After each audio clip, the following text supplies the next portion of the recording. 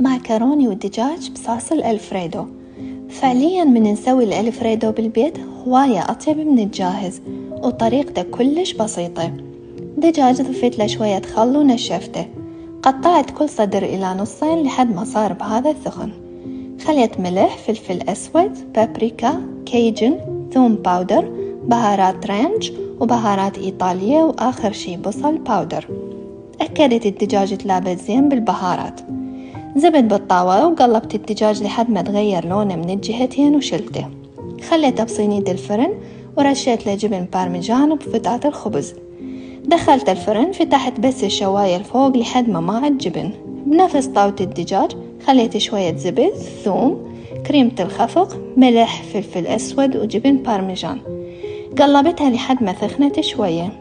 معكروني سلقتها وصفيتها، بعدين دريتها للصوص وقلبتها لمدة 10 دقائق.